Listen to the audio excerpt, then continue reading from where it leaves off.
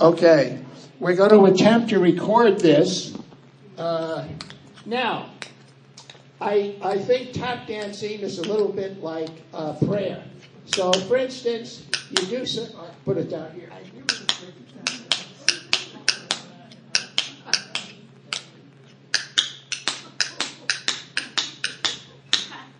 So that's a very simple step.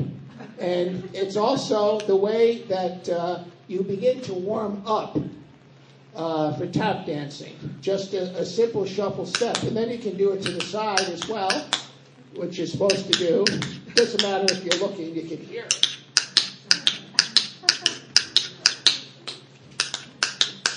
See?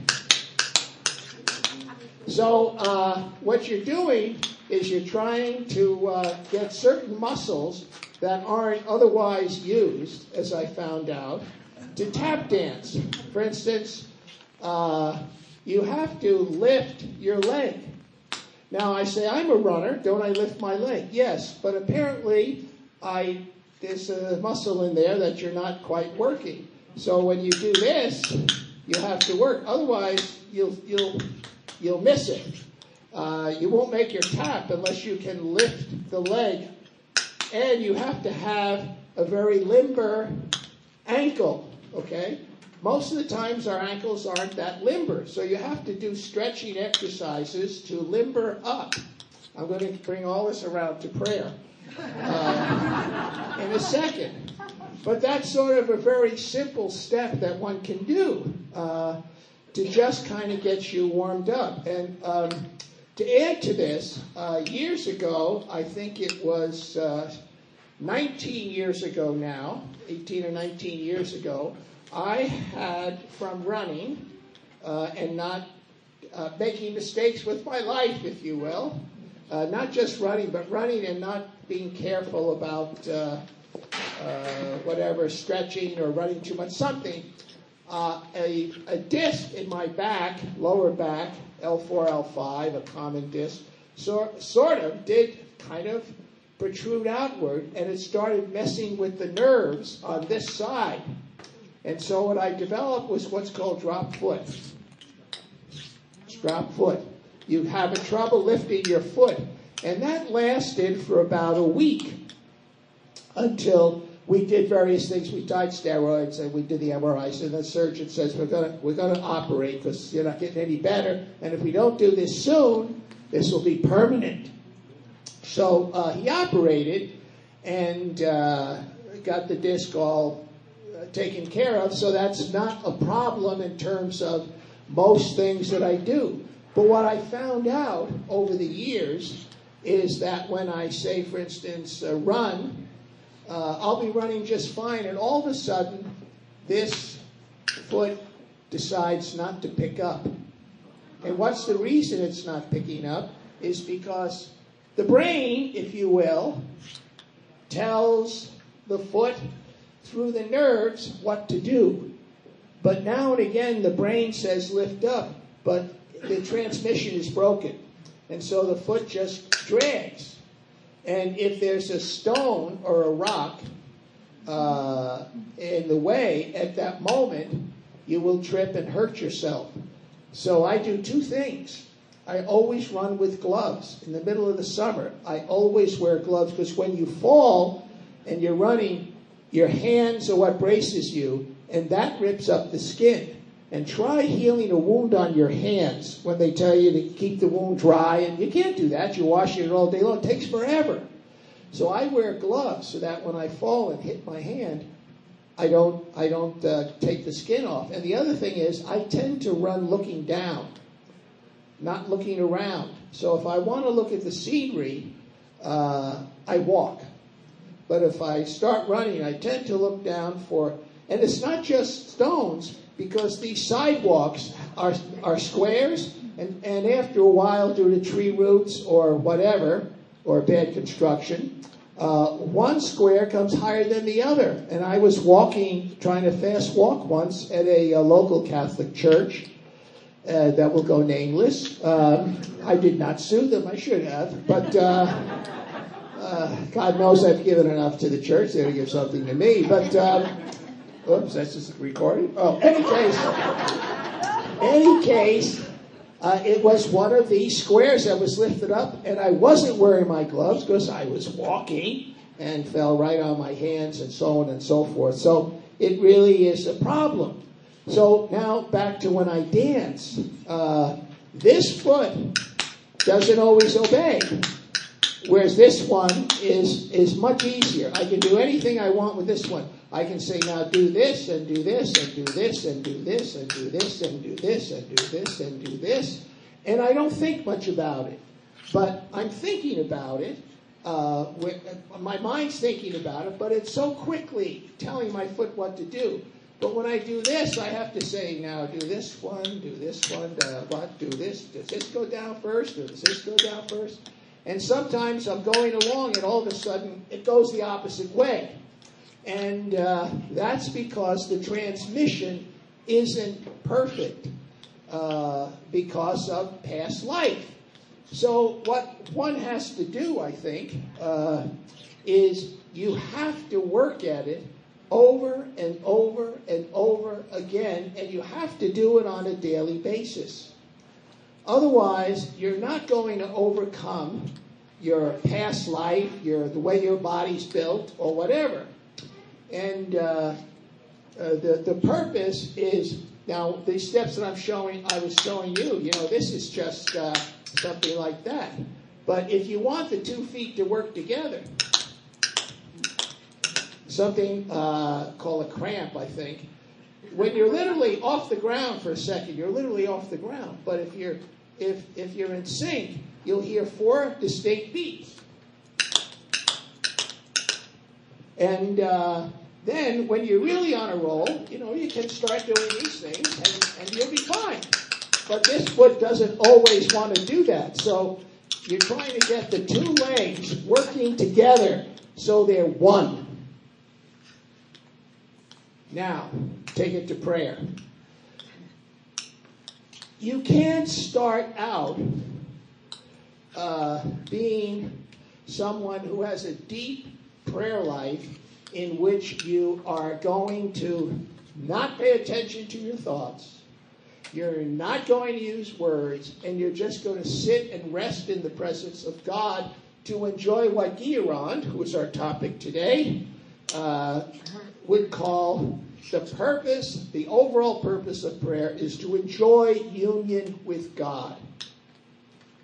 But you start out very simply, but you have to do it on a daily basis. So you start out very simply, not with a sense of having union with God, but a sense of being different. So I know that the right foot is doing this, and the left foot isn't doing anything.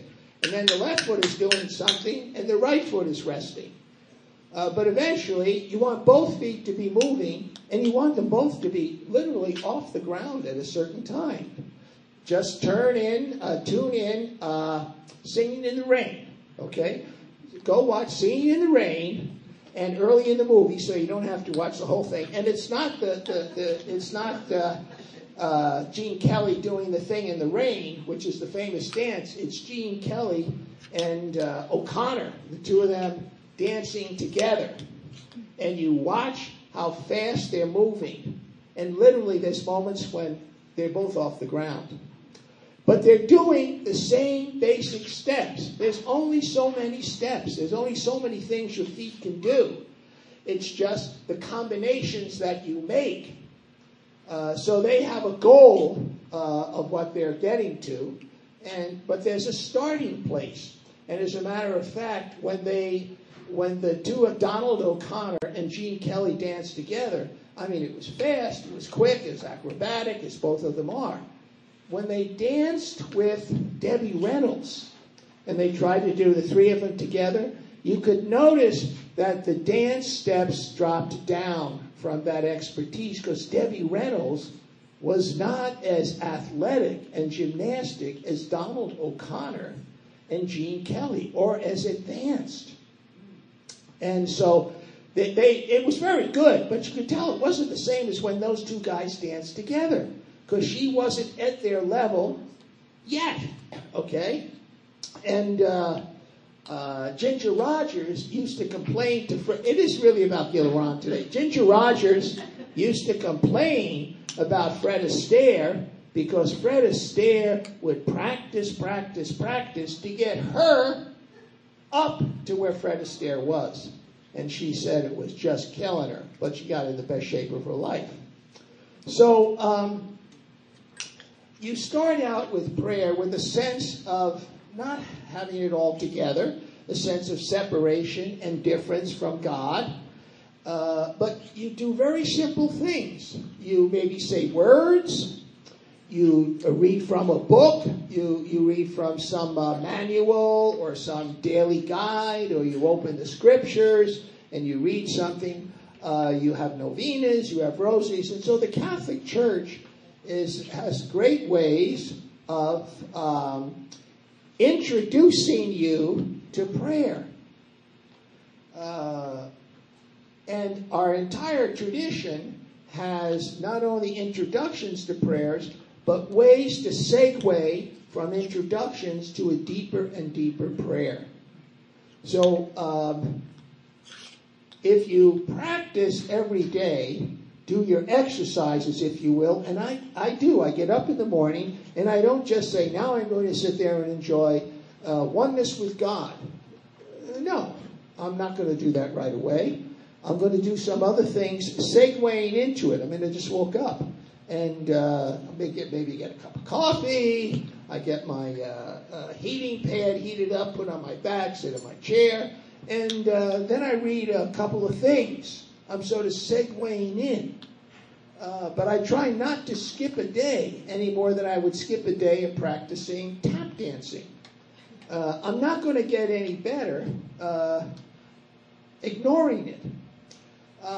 And so what I'm trying to do is appeal to the mind initially. I'm just sitting there, but appeal to the mind initially to kind of get in touch through the words that I'm reading. And that's what introductory prayer is about. It's very mental. It's not generally very physical.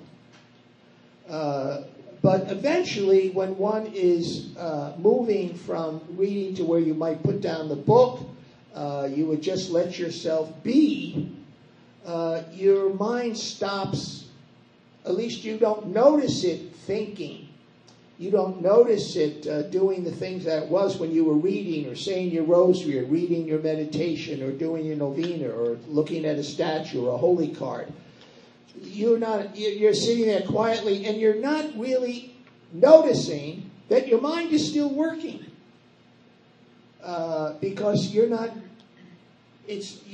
so much focused on it, you're not paying attention. So I know when I'm doing this, my mind is working, but I'm not thinking about the step.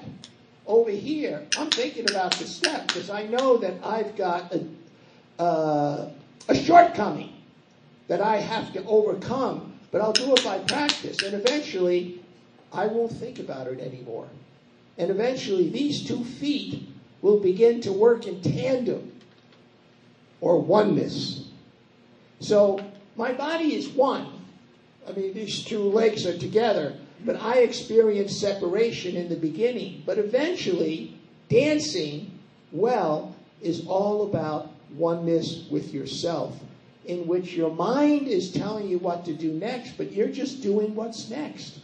So you're literally sitting in a stillness and silence. Your mind is still working, but you no longer have to pay attention to it working. You don't have to help it out anymore. And for instance, if you've got your cell phone set for 30 minutes, you'll hear it when the 30-minute gong goes off, most likely. So your hearing is just fine, but you're not paying attention to sounds. You're just one with yourself. And that takes a long time. And you could call it dancing with God, if you will. Deep meditation is dancing with God. All else is practice. All right? Practice. So when you're mentally involved, when you're aware of separation and differences, you're practicing. But practice is necessary and is good and is dancing. It's just not the ultimate dancing anymore, and it's the ultimate prayer. And each of us brings to this kind of meditation a past history. So there are things that each of us have to work on, especially for whatever reason. So I have to work on this left leg and the fact that I had the disc out 20 years ago.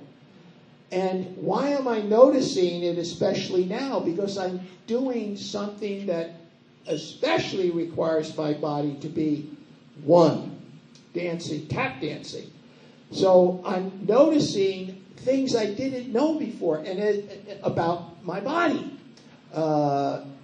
I thought that these muscles were just as strong as these ones, but they're not. They're not. So as you move into a deeper prayer, Thomas Keating, you called it unloading of the unconscious. But in terms of moving into a deeper prayer, you become aware of your stuff. And some of your stuff is not my stuff. So it's not going to be something that'll bother me. But I will have something that may bother me, but get in the way of my prayer that won't bother you. So each of us is trying to get to the same place of a sense of a deep union with God, a sort of an awareness of oneness with God that's always there, but we're not aware of it. Through our shortcomings, our limitations. And sometimes that experience with God in a whole half hour could be seconds. I know I practice a half hour a day. And I have better times for dancing than other times. I'm a much better morning dancer. Just because my body works better then. But if I don't have the morning, I use the afternoon. And I would suggest the same with prayer.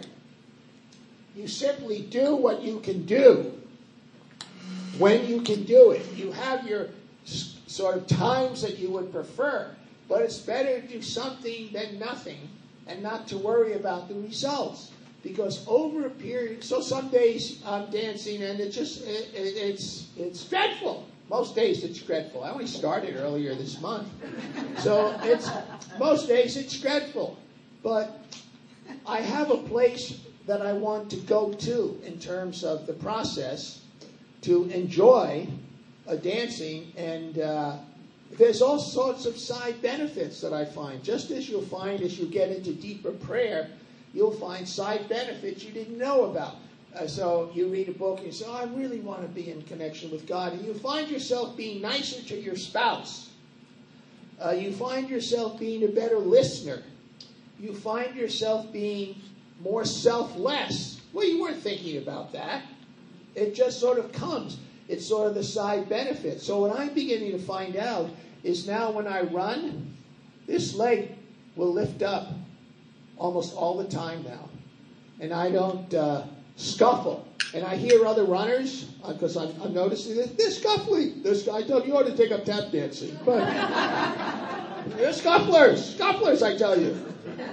So I'm more lifting my leg, and I think it is actually helping my running. So these are sort of side benefits I never thought about. So your idea of, if you were to say, I want to be a kinder person to my spouse, or I want to be more generous or more selfless, and you try to sort of practice by doing good things, and you think that's it. Well, and you say, why do I keep messing up?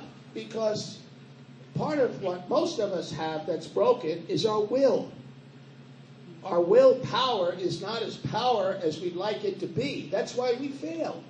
We have more of a tendency to slip into selfishness. Otherwise, why would God come and tell us all these things if we were already so good?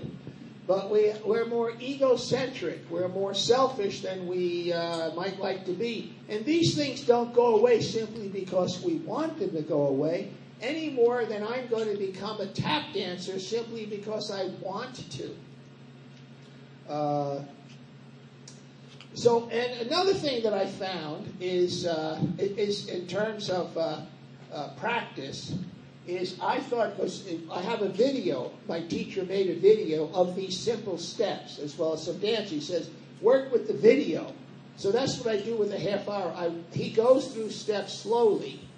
He's out in Lafayette. I'll direct you if you want. But he goes through the steps slowly, and you can put it in reverse and go over it and slow it down and so on and so forth like that. And my thinking was that I needed to put on the video and practice right there, that I would just be able to follow it. But what I found out is it's best if I sit and watch. Because when I sit and watch, my mind sees. And that is crucial to becoming a dancer, I think, and to a spiritual practice. The mind sees first. The body follows later. Because it's the mind that's going to tell the feet what to do. So I can't just look at somebody doing something and start doing it right with them. I mean, yeah, real easy stuff. So that's why we start out a lot of our beginning prayers with mental things. That's why we start out with words and images and books and processes. That's all the beginnings, because we have to get the mind. So we sort of read over and over again, Jesus saying to do this, Jesus saying to do that, looking at what Jesus does. And then trying to let us go from there into a stillness and a silence in which the mind, which just read what Jesus said and did, or something, or a psalm from the Old Testament, the Hebrew Scriptures rather, that tells us this, the mind's got it, and now it's going to tell the rest of you. That is the part of you that actually does selfless things. It's no good to just think, I want to be selfless. You've got to act. Well, the acting is all the rest of you, not just the thinking about acting.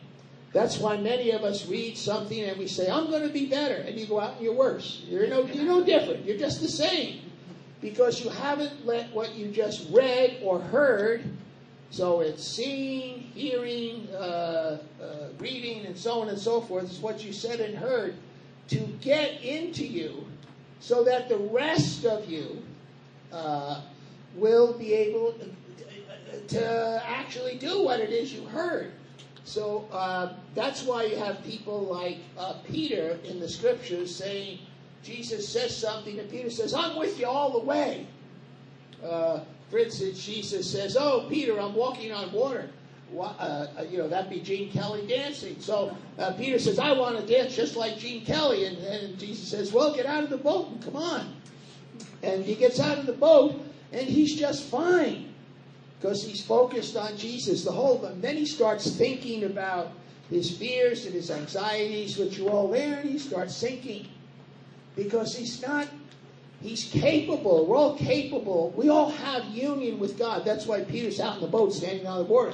We all have union with God, but once we focus on our other stuff, or realize our other stuff, sort of such as my back and the left leg, then we begin to sink. But then that tells us what we have to work on. So Peter has to work on his fears and his anxieties and so on and so forth, which he will eventually do through God's mercy, Peter's sense of the need for repentance, all the things Guillerand talks about. So we will eventually, I think, be able to read what Jesus tells us to do, watch what he does, and then let's let go of that, sit quietly. So segue into sitting quietly and not paying attention to your thoughts and not asking God for things, and just let yourself be. And when we can do that on a regular basis, the beginning, the segue into the sitting, little by little, you'll get better and better at what it is you want to do. So there's a lesson in tap dancing and in everything else. So, and you'll find, and the other thing is, I think I found, all right, from prayer, I have always wanted to tap dance, but I always gave myself an excuse. Just like a lot of people say, I've always wanted to be a deeper meditator, but I don't have time. Or I'll do it later. or I'm busy doing something else. And so my question might be, and how's your life going, by the way? Being busy doing something else, putting it off till later. And so I need to say, well, my spouse drives me crazy. My kids hate me. I can't stand my job. And I feel fat and ugly. I said, oh, well, maybe there's another path for you. May I suggest another way of prayer? And those are all person's opinions. I mean, it may not be the reality. So, but I think that our lives are going to develop if we follow some of these urges that I think are basically healthy. So I always wanted to tap dance, and I always said later, later, later. And finally, I said, later's past. There's no more later for me. I said, I got to get rolling here. I still have some health and some ability. And, of course, I knew nothing about how hard it would be to learn to tap dance. I thought, how hard can this be? I'm a runner. I'm in shape. I'm fit. Well, it's very hard. I found out very hard. But as long as I want to do it, and it's a healthy enough thing to do, so it's not like I want to eat chocolate cake. As long as I want to do it, and I'm willing to work at it, then wherever it's going will be fine. So my suggestion is to for people who think they're going to do something later that's basically they think good for them and is good for them, you might begin to take it up now. And so that's why I started, and I wish I'd started earlier in the year because I had more time here. So the monastery is saying, why aren't you coming to the monastery? And my excuse is because my tap dancing lessons are on Saturday at 1 o'clock. And today I can't go because I have a funeral at 1 someplace. So I can't go today. So I told him I couldn't go today. And so I'm trying to plan what Saturdays I can still make this before I go up to the monastery. And then at the monastery I'll be practicing tap dancing. They may throw me out and I'll be back here all summer. So, but I actually, when this hall is being used, I go in the Boy Scout room. And I have a big board in there. Plus they have a small stage, and I can practice in there with my little video player. So, but it's just a matter of if you want to do something, most often there's a way, and what gets in the way is our own selves. Something in us, which you might call, well, I don't know what it is, but sometimes in me there's something that says, no, I have no time for this, I can't do this. But most of the time that's just a lot of nonsense. And whatever else I'm doing is just egocentric. Now, of course, if someone who's dying, they needed to be anointed, I would put aside my tap dancing. Or I'd wear my shoes to their house and say, oh, Lord, heal you, pray for you, pray for you, pray for you. No, I wouldn't do that. So, all right. So, Guillerand. Now, Guillerand, I think, he was a French guy, but he ended up going to Switzerland right around World War I, which was a good place to go if you're in France, get out. And he was ordained a priest, and he was, I think, Camaldolese monk. Those are serious hermit-type guys.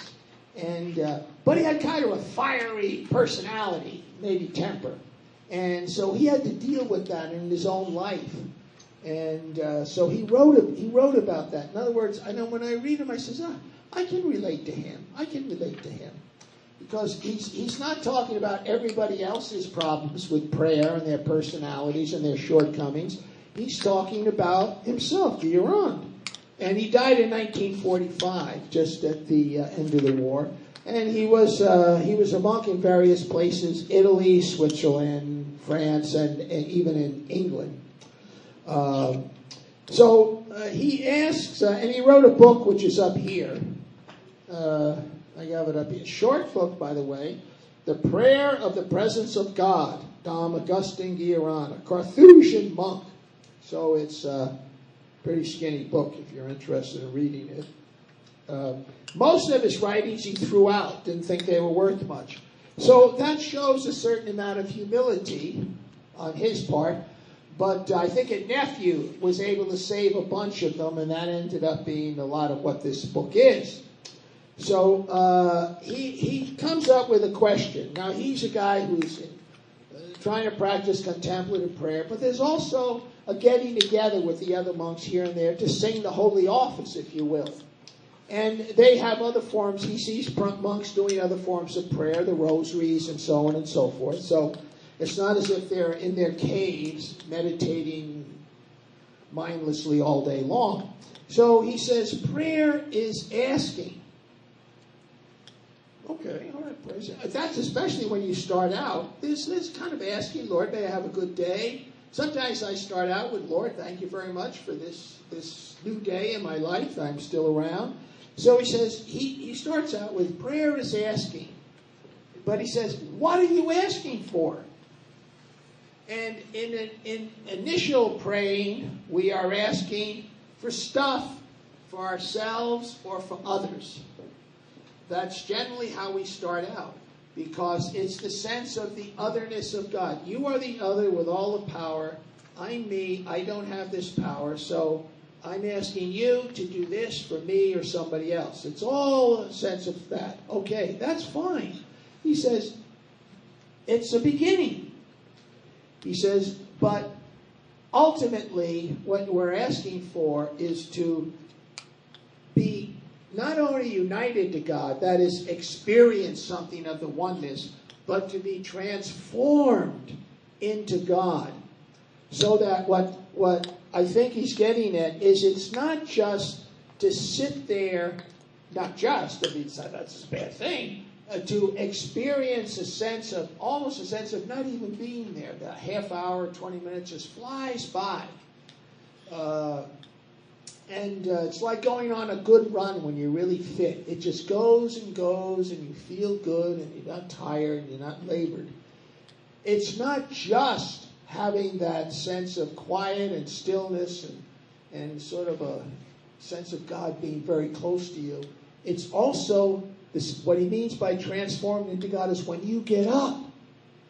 That oneness transforms into action throughout your body and your manner and your way and the words that you use. And you begin to literally act in a more kindly fashion. You act more selflessly. Jesus didn't say, think about me. He said, come follow me.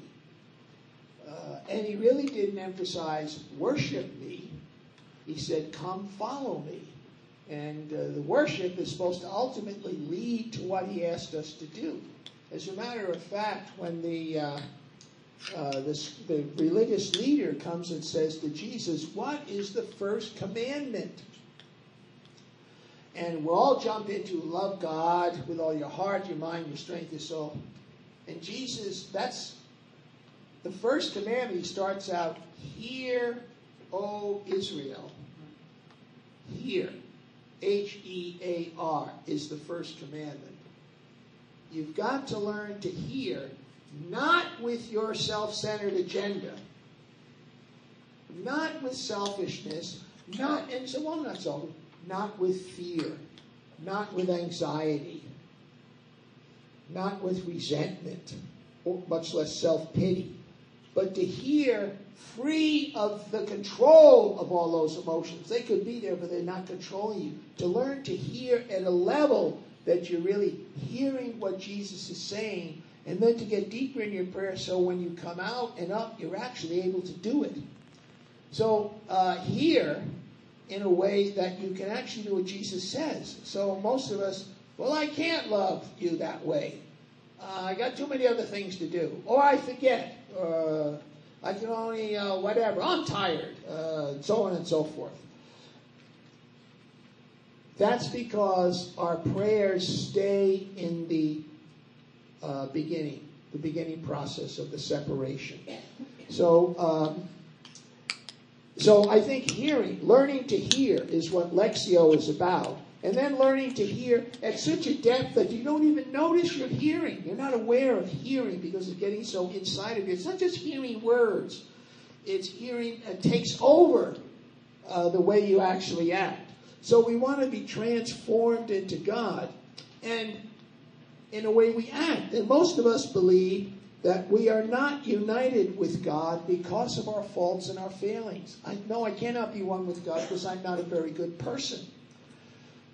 Well, that might be a good self-assessment, but you are united with God, but your sort of vices, your bad habits, your faults, they get in the way of the awareness of your oneness with God. So when prayer gets deep enough, these things don't get in the way anymore. It's one of the things we separate from for the moment. And we enjoy a union with God because we're not in our self-centered agendas or our give me this, give me that, or I need this, or I need that. Some of which things you may very well need. But needing something and acting in a certain way can be two very different things. And they usually are. So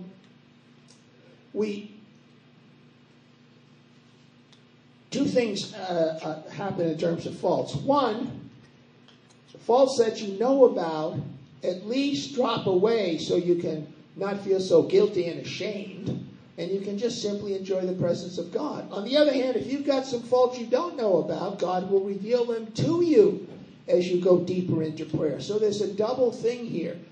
Faults that you're aware of that get in the way of you feeling that you're worthy of God's love, or that God could possibly care for you. Those faults drop away. On the other hand, if you are a self-centered person, and you don't know it, everybody else knows it. They tell you you're self-centered. They say, no, I'm not. I'm very giving and loving, as long as I'm in control. God will reveal you're a control freak. And it's because you've got self-centered fears, and so on and so forth. So what we want to do is get away from or in touch with those things that are separating us from enjoying the union with God that is ours from the conception, if you will. Okay? So what he calls sin, he says, is everything that prefers itself to this union with God. We think of sin as sort of specific actions. I don't know if I ever get anybody coming into confession and saying, Father, I prefer myself and all my agenda to union with God. I don't hear that. Most of the time it's individual actions.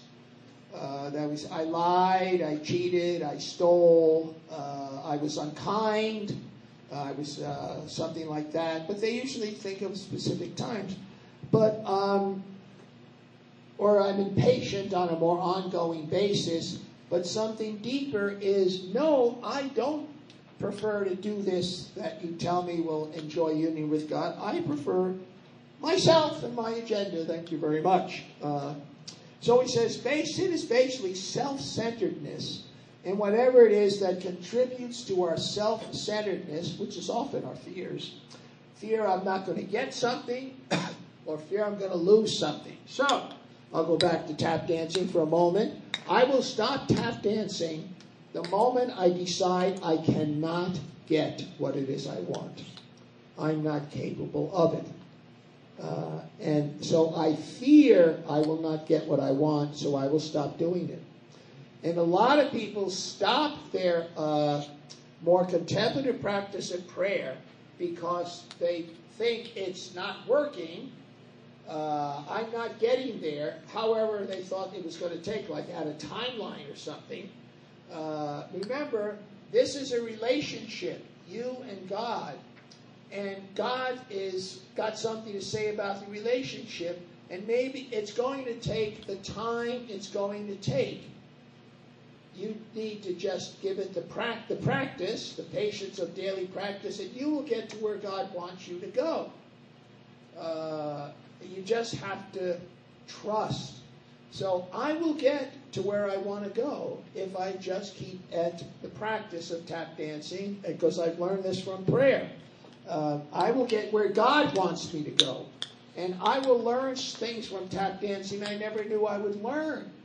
And I will learn things from my prayer that I never knew I would learn because I kept at it, because God is really in charge, and God wants to bring me to the place that Terry Ryan's supposed to be in this union. if you will. So I need to let go of self-centered fears. I'm going to lose something I have. Or if I sit here in prayer, I'll lose control of something else. Or I'm not going to get what I want. Either way. So it's a certain self-centeredness.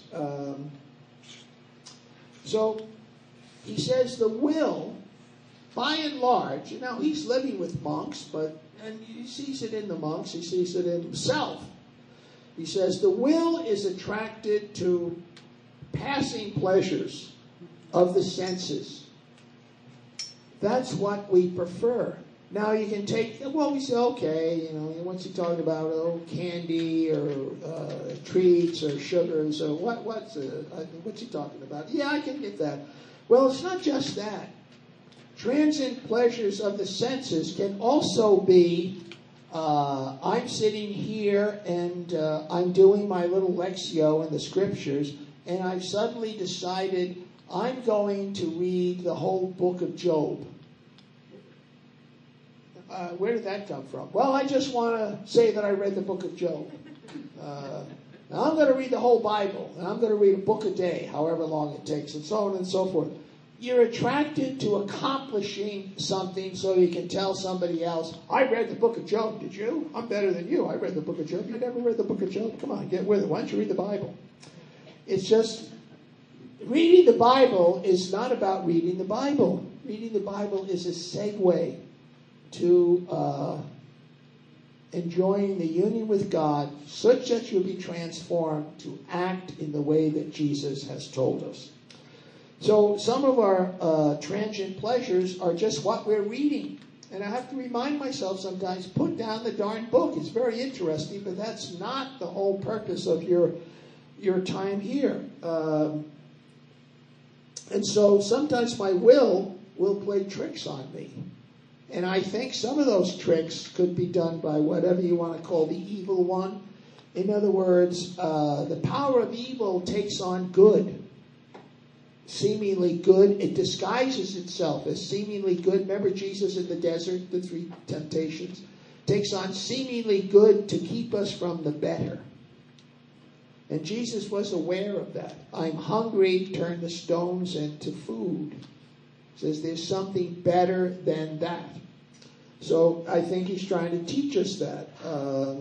So we have to beware of saying, I'm going to do my prayer practice, which includes the introductions as well as letting go and sitting quietly. I'm going to do my prayer practice so I will feel good. That's just another self-centeredness.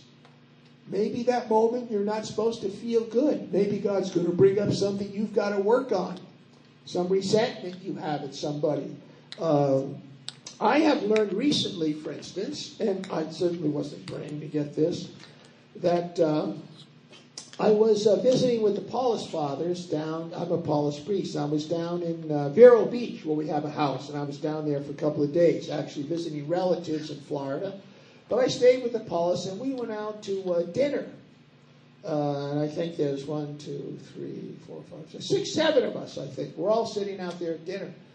And I was beginning to get the sense that I'm sitting here with a bunch of people, all of whom basically agree with one another about a lot of things. And I realized I'm not learning anything new from this crowd. If anything, I'm having my prejudices reinforced. And it began to hit me, and I think it's just God revealing things. It's really good to be around people who don't agree with me, because I might learn something from them. It doesn't mean I have to be what they are or do what they do, but I might learn something from getting together with them and talking to them, and just experiencing life with them. There's something to be learned from people who are not like me, which is a lot of people, but I need to say I'm blessed by being around people who are not like me. And because there's something to be learned, instead of saying The other way, when you don't have a deep enough prayer life, is you're not like me, you're screwed up. If you were more like, if you're that way because you have this shortcoming, that shortcoming, and so on and so forth. But if you would get your act together, you'd be more like me, who is, of course, the standard bearer of what spiritual development is all about. So that's just another ego trip and fear that maybe I'm not all that I'm supposed to be. I just think I am. So it's as if you get a kind of second opinion about things. You get other things to look at that might challenge what I do, or at least help me to appreciate it, and maybe sometimes to participate in it. And I find that it expands me. So I've begun to read some books that, and I don't know how I got on it, because one guy recommends another guy, and recognized another guy, and I began to read books about political philosophies that were not my own. What I find is that a lot of people simply read books that agree with where they are already. You know, if you're a liberal Democrat, you're not going to read some Republican from Kansas because he's wrong, and why bother with him? And what I've decided is there's something to be learned by reading people outside of my comfort zone or outside of what I think things are supposed to be like. And I think it makes me a deeper person, a better person. It makes me a better listener. So I can ask somebody, why do you think that way? And really want to listen to the answer. Not have my answer as soon as they say something, I got a counter to that. But rather to listen, why do you think that way or feel that way? And you build relationships. You build relationships that way, I think. So I believe that's coming out of my spiritual life, that when I'm with Paulists, there's a lot of agreement, and that's a comfort. But I need to be around some people who don't agree, who are different than me. And the neo-catechumenal way, for instance, is a very different way of life than my Paulist life. But there's a lot for me to learn. I'm blessed by having the opportunity to live with these men who are practicing what they call the neo-catechumenal way of spiritual life and evangelization. There's something to be learned from it. It's not the Paulist way, but there's something that will expand me and deepen me because of that, as opposed to if I'm not in the prayer, then I'm just a critical guy. There's critiquing this, what a stupid way of being, and so on and so forth, which is, you know, there's no spiritual growth in me when I get to that. And I think Guillerand is right there when he's looking at that. So all of our pleasures, he says, those things that make us feel better, he says they all have a deeper urge. They all have a deeper spiritual urge. So the body's pleasures are really an invitation, until they're overdone, an invitation to a deeper spiritual life. God made us good. The body is not evil and bad. It's to lead us. It's to help us. It's one of the ways that we're helped to deepen us in our spiritual practice and deepen us into enjoying the union with God. It's only when it's overdone. So, you know, too much of something that could be a good thing messes us all up. But they have deeper urges. People will say, I go on a nice run or I go for a walk and I feel the presence of God. Well, it's their body moving. But if they walked too much or ran too much, they'd be trashed and they wouldn't feel anything but misery. So I know at the end of a half hour of practice right now, I am very, very tired. And I just know it's time to stop, so I'll return for another day. Not to try to say, today I do an hour and a half, and then I don't do anything for 3 or 4 days except take Excedrin. You know? So, and all of our vices are habits, as Guillerand said. A vice is a habit. You can't get over it just wanting to get over it. That's why it's a habit. It's not something you do once in a while. It's something you do regularly. And just wanting to get over it, it doesn't work because the will is broken when it comes to vices. They're addictions. They make us powerless to follow a deeper urge. An alcoholic, for instance, would know that. A drink can be very relaxing. Of an alcoholic, one drink will lead to many drinks if they just overdo it. And so that becomes, if you will, a vice. The will is broken. But the original drink might have been to relax us. I mean, Jesus drank wine. They drank wine. He had wine at the Last Supper. He changed water into wine. Wine's fine to help us, invite us into that deeper urge. Unless you're an alcoholic, then wine's not so good. You know, you messed up there. So even creation, we'll go just a second more, then we'll stop. Even creation reveals the Creator. So there's a fellow, now because I have this problem with lifting this foot, I most often have to watch the ground. But when I'm on a track, I don't have to watch the ground, an oval track. And it's nice to find a track that has some trees around it, something to look at, or the mountains. That's the only time I can look up and I can see, oh, look at those mountains over there. Wow, I forget that they're there every day. But I run with a friend, and he doesn't, my friend Tom, he doesn't look down. He doesn't have my problem. So he's always looking up when he's running. And so we're out running one day, and he's talking. Tom talks the entire run. Now, this is another part of my spirituality that has developed. I used to never want to run with Tom because I want to run in silence. I want to be the Buddha. And I don't want girls who talk. I don't want guys who talk. And somehow I got over that. I just got over it. I don't know what happened. And so what Tom does is he keeps me from thinking about the suffering that I'm going through because he's faster than I am. I'm trying to keep up. So he talks about this eagle nest that's out on South Boulder Creek. I don't know anything about no nest.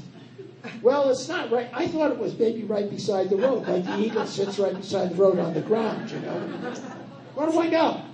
So he says, I'll show you where it is. Of course, it's farther out than I want to run. But I said, okay, you got to be open. We'll see the eagle's nest, and then I'll be in ER after that. So we get out there, and he points to it, and I have to look up. I have to stop and look up. It's way off the path and way high in a tree. And there's Mama Eagle, on her eggs.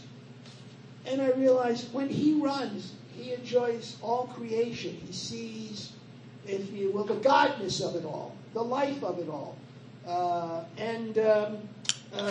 I think that is how exercise and can come together. In other words, my point is that creation reveals the Creator, all right? Creation is not evil. The world is not bad. It's what we do with it and the way we are with it. But the world, God said, it is good.